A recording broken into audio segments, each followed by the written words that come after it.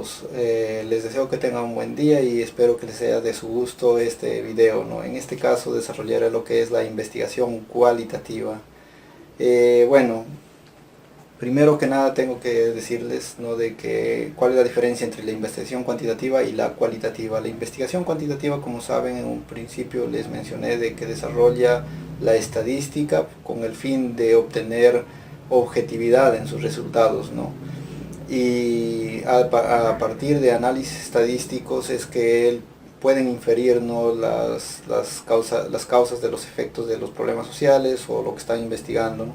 En cambio, la investigación cuantitativa es otro enfoque muy distinto, en el que se centra en el análisis de contenidos, en el análisis de los textos. Por eso el análisis ya no es estadístico, sino del tipo lingüístico, ¿no? Bueno, hay una diferenciación, ¿no?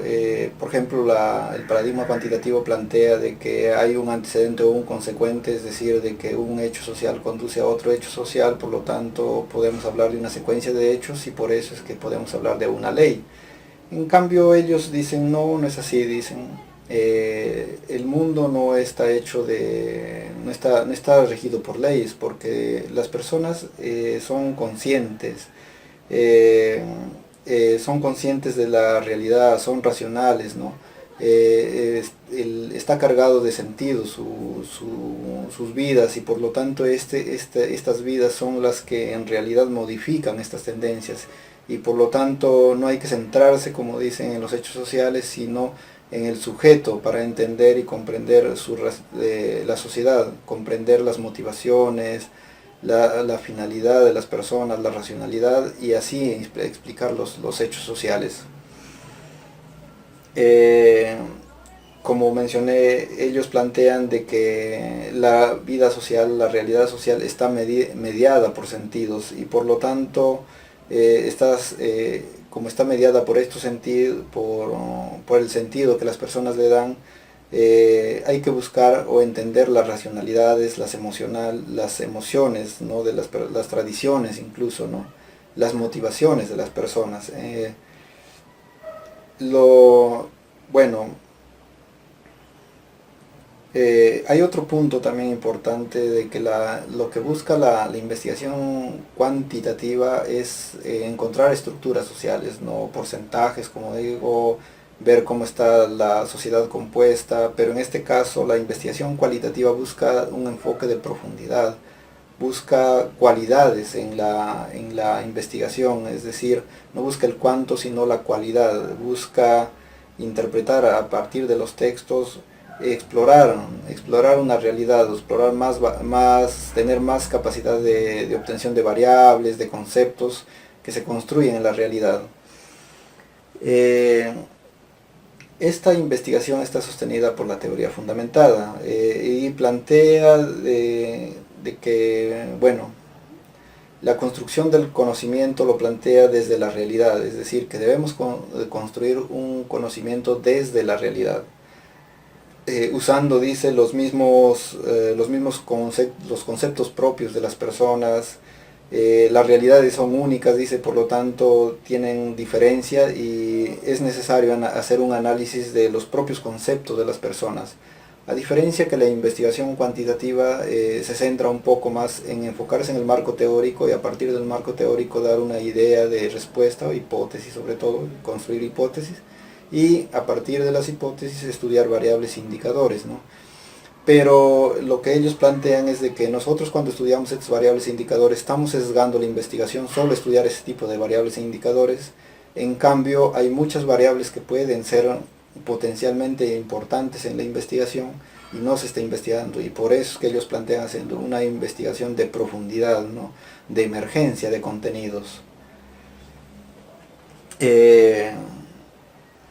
Para ellos es importante, también señalan, ¿no?, de que esta investigación lo que busca es encontrar lo específico y lo regular. Lo regular es lo que podemos decir, lo que sucede en los acontecimientos, y muestra una regularidad.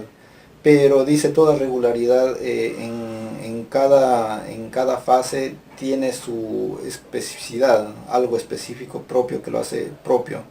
y por lo tanto es necesario hacer un tipo de investigación más específica, una investigación centrada en los hechos en sí, y no usar un marco teórico como referencia, porque esto sería muy tendencioso, ¿no? Nos llevaría a estudiar solo variables que la investigación nos dice ver y no otras variables que pueden ser potenciales, ¿no? Por eso ellos plantean, más que enfocarse en la realidad, o sea, en lo objetivo, como ellos dicen, sino en el sujeto, encontrar los sentidos que le da la persona a su vida diaria, encontrar los motivos de por qué actúa de cual o tal manera, para explicar, ¿no?, la vida cotidiana de las personas, que esa vida cotidiana es la que transforma la realidad social, ¿no? Esta es la teoría de la comprensión, ¿no? La teoría fundamentada, por un lado, plantea de que tenemos que emerger, ¿no?, a partir de los conceptos propios de las personas, pero también, por otro lado, también la teoría de la comprensión plantea de que debemos enfocarse en los sujetos, ¿no? Para ver qué es lo que enrumba su actividad diaria, qué es lo que enrumba las acciones de las personas, ¿no? Encontrar las motivaciones, eh, la conciencia, partiendo, ¿no?, de encontrar la conciencia, ¿no?, para, para explicar, ¿no?, la interacción de las personas, para explicar los hechos, las acciones de las personas, ¿no? Eh, También plantea esta investigación buscar la significación que le dan las personas a su vida cotidiana. Por ejemplo, decir, a una persona podemos preguntarle sobre corrupción, ¿no? Pero hay que centrarse en el sentido de la vida, en el sentido diario que le da las prácticas diario, para entender la significación que para la persona significa o tiene el tema, por ejemplo, corrupción u otros temas, ¿no? Por lo tanto, dice, hay que sujetarse en la comprensión del sujeto, y no en lo exterior, en los hechos sociales, ¿no? Bueno, ahora sí paso un poco a describir lo que es el diseño o el esquema de investigación, ¿no? El esquema de investigación de la investigación cualitativa es muy diferente a la investigación cuantitativa. En la investigación cualitativa, los hechos objetivos, los hechos, las acciones que se desarrollan en la sociedad, solo son explicados a partir de los hechos de sentido. Es decir, lo que nos interesa es investigar las motivaciones de los sujetos, encontrar las finalidades, la racionalidad, la carga de racionalidad que tienen las personas, ¿no? Y al descubrir sus racionalidades, sus finalidades, sus motivaciones de las personas, podemos explicar los hechos objetivos, a diferencia de que la investigación cuantitativa plantea de que los hechos sociales solo pueden ser explicados por otros hechos sociales, ¿no? El criterio de la inmanencia que se decía. En cambio, acá tenemos que centrarse en el sujeto, en lo subjetivo de las acciones, ¿no? Hay que tener en cuenta para nuestra investigación cualitativa 4 factores. Uno es el contexto social en el que se desarrolla la persona y cómo lo entiende, el medio o mecanismo que usan, o los medios o mecanismos que usan las personas en sus actividades diarias, la finalidad, la racionalidad que tiene la persona, y los valores, que son muy importantes, ya que los valores van a ser nuestros parámetros de acción también. Hay que tener en cuenta la estructura de la investigación, ¿no? La estructura de investigación es muy dinámica, ya que lo que se busca es la construcción de la teoría, la construcción de un conocimiento a partir de los hechos sociales, de la realidad social, ¿no? Y por lo tanto, en esta construcción, el marco teórico se va definiendo conforme vamos avanzando en el proceso, en el trabajo, ¿no? La estructura tiene un planteamiento del problema, en la que se tiene que definir el problema, las preguntas de investigación y los objetivos de investigación. Posterior a esto, se tiene que desarrollar un marco referencial, ¿no? Y no es un marco teórico como en cuantitativa, ya que la cuantitativa lo que busca es desarrollar las variables y los indicadores que van a ser piezas claves en la investigación, y por lo tanto van a ser muy muy estrictos en eso. En cambio acá la investigación lo que se busca es hacer un análisis exploratorio de nuevas variables que no se manejan, de nuevo conocimiento, de la explicación. La idea es fundamentar una investigación a partir de los hechos de la realidad, ¿no? Y un poco salir, ¿no?, de los criterios de un marco teórico que nos lleve solo a construir unas o a explicar ciertas variables. Se tiene que desarrollar el método de la investigación, donde se tiene que desarrollar la muestra, qué tipo de muestra vamos a hacer y la selección de las personas a entrevistar, ¿no? También tenemos que diseñar las técnicas de recolección de datos y de ahí pasamos al trabajo de campo. Posterior al trabajo de campo se tiene que hacer una reducción de datos, una primera reducción de datos, y de ahí viene el análisis descriptivo. Con el análisis descriptivo ya pasamos al final, lo que es la interpretación, ¿no? Esos son los pasos que se siguen en la investigación cualitativa. El planteamiento del problema. El planteamiento del problema se construye a través de un trabajo de campo mediante entrevistas de exploración. A diferencia del trabajo o en la investigación cuantitativa, que tiene que ser revisión teórica.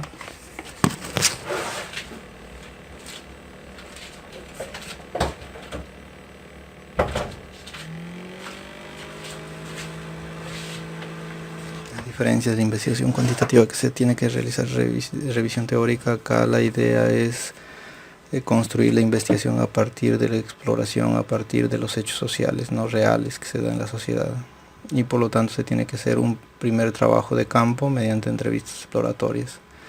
Este trabajo de campo nos tiene que dar, o nos puede dar, no las preguntas de investigación, nos puede ayudar a desarrollar las preguntas de investigación y también direccionar a un marco referencial. También nos debe ayudar, ¿no?, a definir nuestra población y nuestra muestra, ¿no? Ahora vamos a hablar de la población y muestra.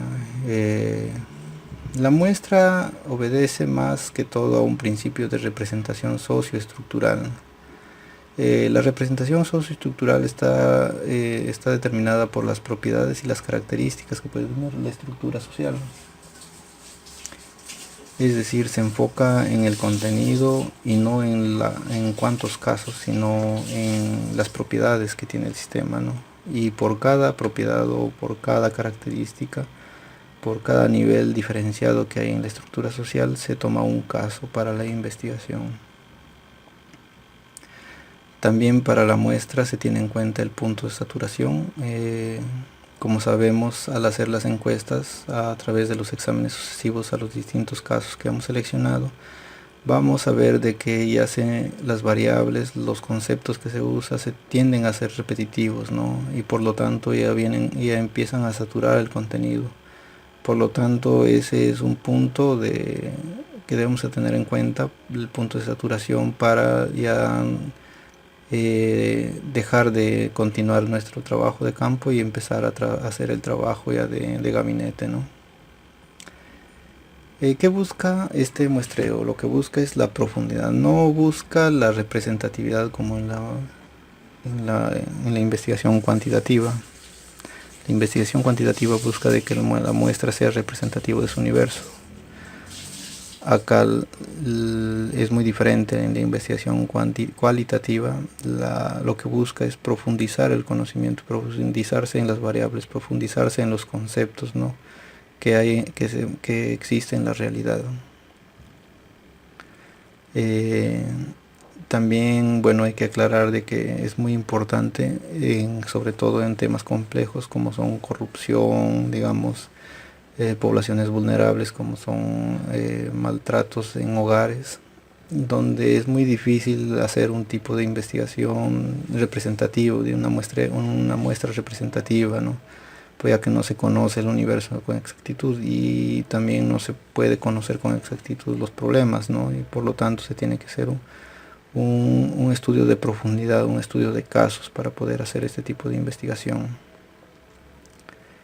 A este tipo de investigación se le llama el diseño de emergencia. Lo que se busca es construir, ¿no? A partir de la emergencia de datos, a partir de la construcción de conceptos, hacer que emerja la investigación, emerja el diseño de investigación.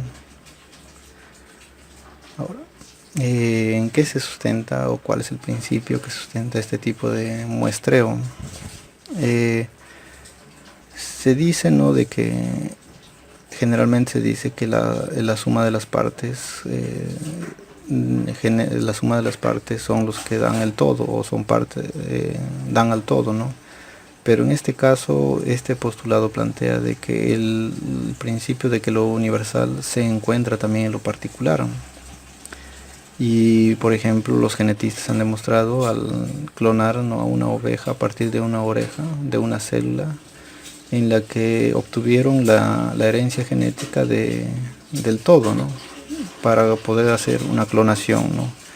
Y a este principio se le llama la generalización holográfica. Tenemos un ejemplo. Yáñez decía de que los pequeños empresarios se desarrollan en 6 actividades: la confección, la panadería, la carpintería, el calzado, la metalmecánica y la imprenta, ¿no? Y por cada uno de estos propiedades o segmentos que tiene la población se ha seleccionado un caso.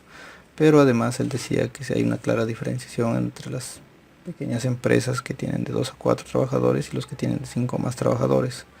Por lo tanto, se tuvo que hacer una operacionalización y obtener por cada diferencia o nivel diferencial un caso, ¿no?, en el cual se obtuvo 12 casos, ¿no? Pero hay que tener en cuenta que el punto de saturación también es muy importante, y en este caso el punto de saturación llegó a los 8 o 9 casos, ¿no? Por lo que se tuvo que parar la investigación y empezar el trabajo de gabinete. ¿Qué tipos de muestreos hay? El muestreo abierto, la que se presenta al investigador sin criterio, es decir, el criterio puede seleccionar a las personas sin necesidad de presentar algún criterio. También puede ser el por conveniencia. Por ejemplo, una persona si está trabajando corrupción y conoce a alguien, ¿no?, de que haya sido ya establecido como una persona presunta y haya sido definido, ¿no?, y haya sido confeso incluso, ¿no?, que ha participado en actos de corrupción, se puede hacer una investigación, ¿no? También podemos ver en bola de nieve. Podemos identificar a un caso primero y posterior se le puede decir al entrevistador a quien podemos más entrevistar, y así, ¿no?, completar nuestros entrevistados, nuestra muestra a través de una bola de nieve y el punto de saturación. También hay el muestreo de relaciones y variaciones, que es a lo que estábamos hablando, el socioestructural. El muestreo socioestructural, el muestreo por contexto y el muestreo selectivo. Las técnicas de investigación, bueno, son las entrevistas, las historias de vida, los grupos de discusión, observación, videos, imágenes. Bueno, la idea de estas técnicas es explorar los contenidos, ¿no?, obtener la mayor cantidad de variables posibles, ¿no?, de conceptos posibles. Las entrevistas son de 2 tipos, son las estructuradas y las no estructuradas.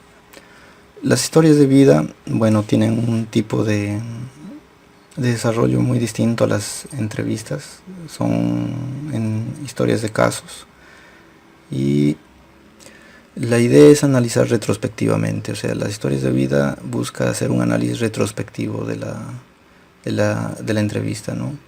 Y se analiza en 2 dimensiones: la realidad objetiva y percepción, ¿no?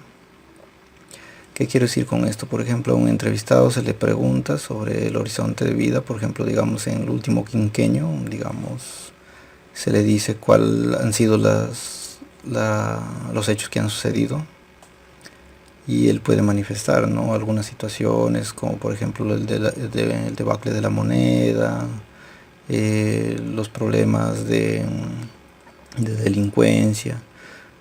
Y a la par a esto, una vez que ha hecho un desarrollo de los sucesos, se le pregunta cuál ha sido su percepción por esos sucesos, ¿no?, en el momento en el que él lo ha percibido, ¿no?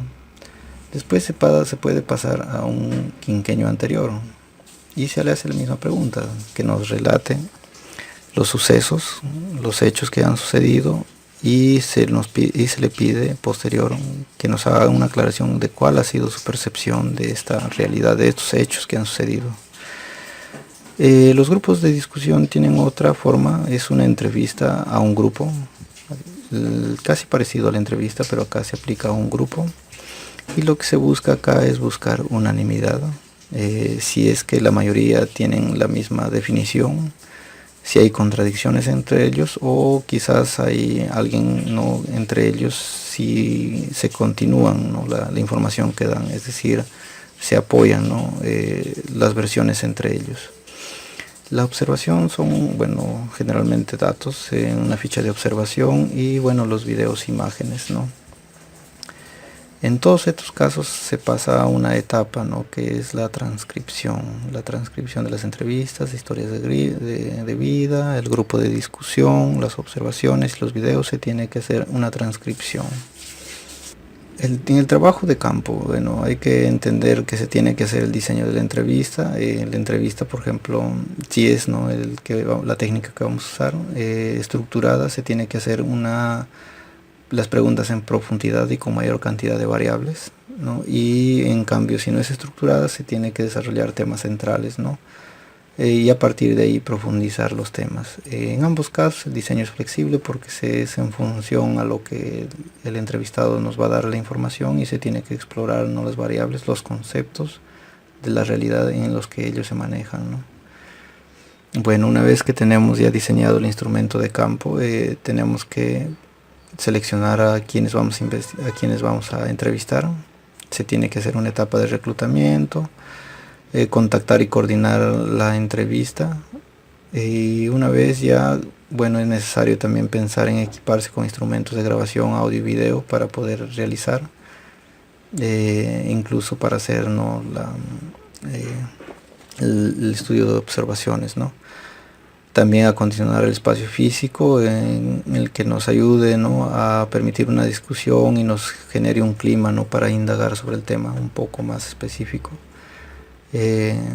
La idea es, cuando se está haciendo el trabajo de campo, cuando estamos ya con los entrevistados o con las personas a quienes se está investigando, se tiene que crear un clima ameno y contextual para que así ellos nos puedan dar información que nosotros necesitamos, ¿no?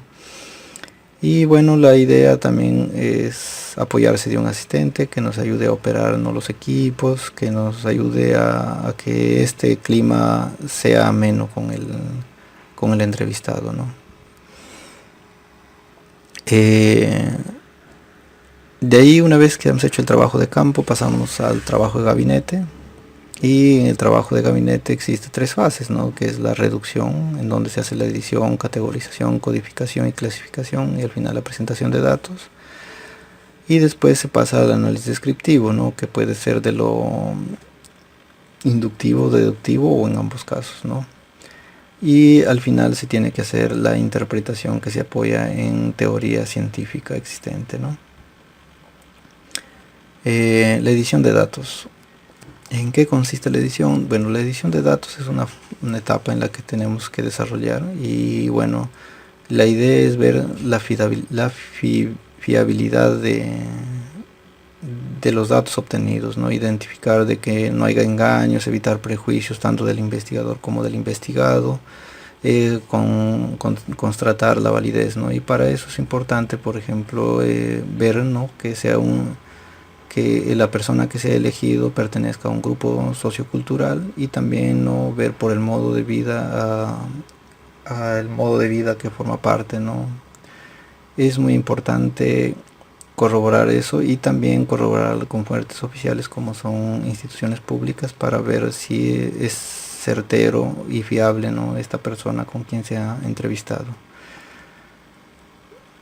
De ahí, una vez que hemos hecho la edición de datos, es muy importante ya empezar a hacer el análisis. El análisis empieza con la reducción de datos, es decir, las grabaciones, los videos, las notas de campo, las fichas de observación que se haya tenido, se tiene que transcribir a un documento primario que se llama un texto bruto, en el cual nos permita analizar, ¿no? Entonces, la reducción es una etapa de simplificación, ¿no?, en la que se resume, selecciona y se hace un ordenamiento y clasificación de datos. Por ejemplo, acá tenemos los transcritos, dos textos transcritos de dos entrevistas distintas, y ya están, digamos, la transcripción es literal, completamente literal, incluso se puede sumar ahí los gestos o mímicas que se haga para poder tener más claridad, ¿no?, en el estudio. Y de ahí se pasa a la codificación. ¿Qué se busca en la codificación? Bueno, buscar sus dimensiones, ¿no? Definir las unidades temáticas que se llaman, es decir, en el texto bruto se tiene que definir unidades temáticas, es descomponer a este texto bruto en unidades temáticas que nos expresen o nos revelen, ¿no?, el estudio de investigación, nos revelen las dimensiones de este tipo nos revelen las dimensiones, las variables, los conceptos, ¿no?, que es lo que nos interesa a nosotros analizar, ¿no? Por ejemplo, en este caso, las dos entrevistas que estaban en bruto, el texto primario se ha codificado, se han dividido en unidades temáticas, como ahí pueden ver, en distintas unidades temáticas para su análisis, ¿no? Una vez a eso se tiene que hacer la categorización, es decir, se tiene que asignar un concepto por cada unidad temática, ¿no? A eso se llama la categorización, ¿no? Es asignar una determinada notificación a cada unidad, a cada unidad categórica, ¿no? Y bueno, una vez de que hemos hecho eso, la idea, como les mencioné, de un texto bruto, se hace la primera codificación, que es el establecimiento de unidades hermenéuticas, y de ahí por cada unidad hermenéutica se tiene que categorizar o conceptualizar, ¿no? Pero tienen que guardar mucha relación con la realidad, con los conceptos que se usan en la realidad, ¿no? Después se hace un registro de datos cualitativos, ¿no? Este registro se hace por categorías y propiedades, ¿no?, en índices temáticos. Se van agrupando, se van separando de la entrevista, de la unidad primaria bruta, y se van organizando en categorías y propiedades en un índice temático. Y también se puede hacer a través de una tabulación, es decir, también a través de sus categorías y propiedades, ¿no?, que tienen, y de acuerdo a las personas que hemos entrevistado, ¿no? Por ejemplo, acá podríamos decir que un entrevistado es Juan y el otro entrevistado es Pedro. Se han separado del documento primario de acuerdo, cada unidad de hermenéutica, cada unidad de análisis se ha separado de acuerdo a sus variables que se ha asignado, a su conceptualización que se ha asignado, ¿no? Bueno, también nos podemos servir de otros tipos de análisis, ¿no? Son relaciones, familias, redes, nubes de palabras, ¿no? Y es muy importante porque nos ayudan a hacer un mejor análisis del documento primario o del análisis que estamos realizando. Por ejemplo, las relaciones, es textual, ¿no? Cuando es textual, bueno, vemos en los trabajos, ¿no?, imágenes, audios, videos de cuáles son sus relaciones de un texto a otro texto. Por ejemplo, podemos encontrar en este tipo de, por ejemplo, si hay contradicciones, críticas, si expanden el tema que estamos desarrollando, o explican o justifican, ¿no? Y en los códigos podemos ver, ¿no?, de que si se puede ver asociaciones que forman parte de otro, de que sean propiedades o se contradicen entre ellos, ¿no? La idea de relaciones es ver eso. Por ejemplo, acá tenemos algunas relaciones, tanto en texto como en variables. Por ejemplo, el inicio de actividades, los medios y la inversión, los medios que usaron para iniciar actividades y la inversión pueden ser una parte de un pequeño grupo de análisis, ¿no? Esto de acá es el análisis en Atlas-T, una idea de cómo lo presenta el Atlas-T. Otro tipo de análisis que se puede realizar es la familia de códigos, ¿no? La familia de códigos lo que nos ayuda es a jerarquizar y agrupar por afinidad o por convivencia, y es así como nosotros empezamos ya a agruparles en unidades ya más conceptuales, ¿no?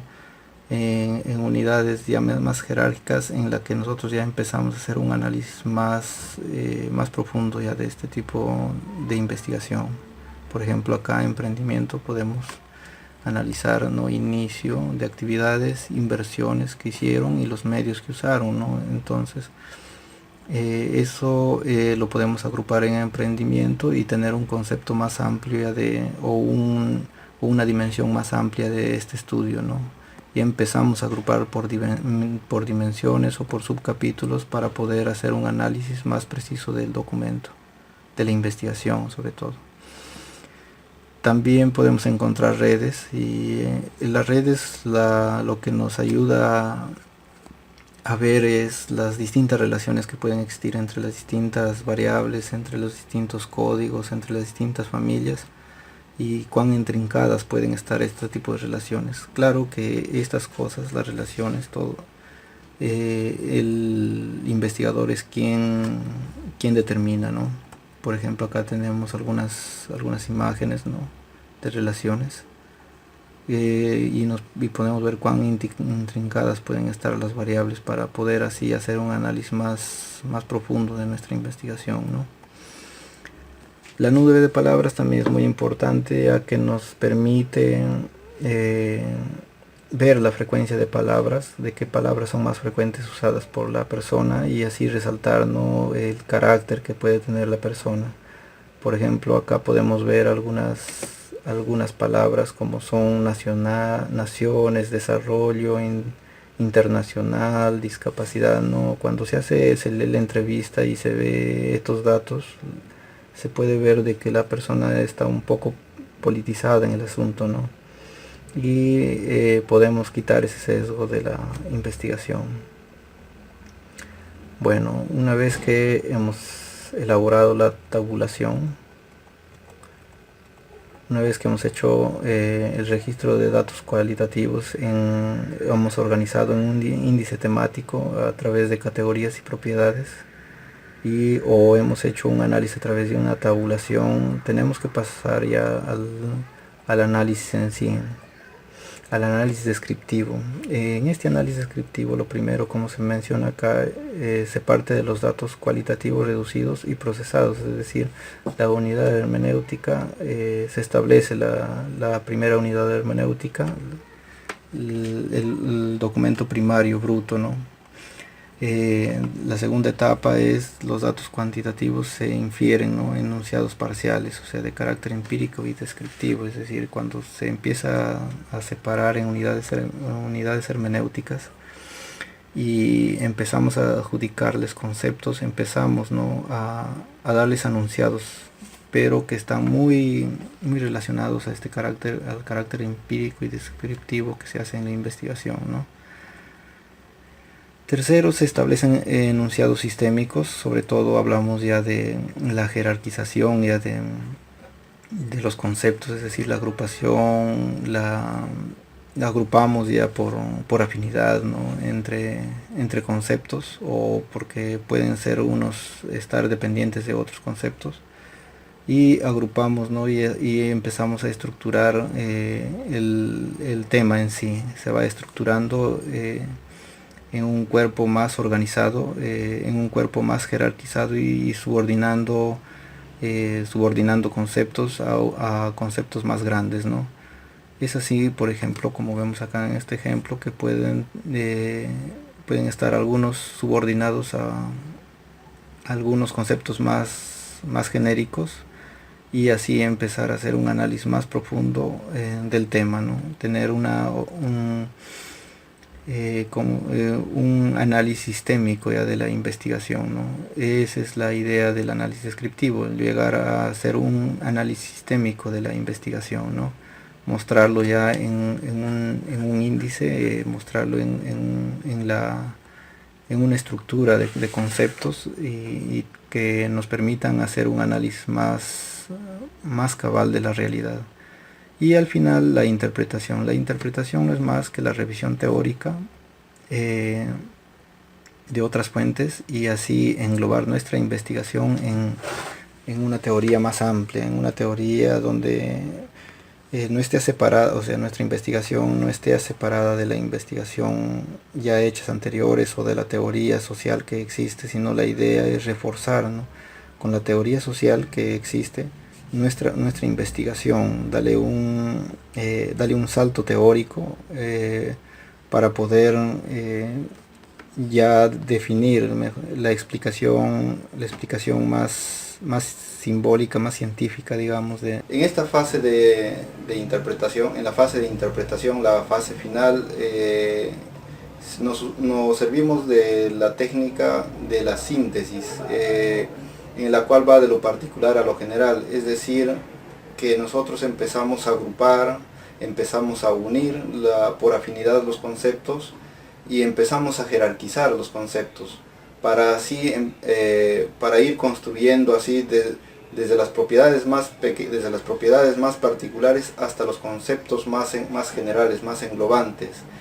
Es decir, vamos construyendo, vamos fundamentando la teoría desde hechos particulares, desde lo particular, desde la realidad, hacia conceptos más generales, más estructurados. Y una vez teniendo estos conceptos más generales, empezamos a unir a la teoría existente para así esta teoría no esté aislada, sino esté contextualizada con otros estudios que se habían hecho. Es así como se hace el análisis final del trabajo de investigación cualitativa. Bueno, me gustó hacer este video, espero que les haya gustado, y si es así, denle, apóyennos con un me gusta. En todo caso, y también me gustaría que si les gusta estos temas, pueden suscribirse al canal para ver otros videos que vamos a subir. Y bueno, es todo por ahora y hasta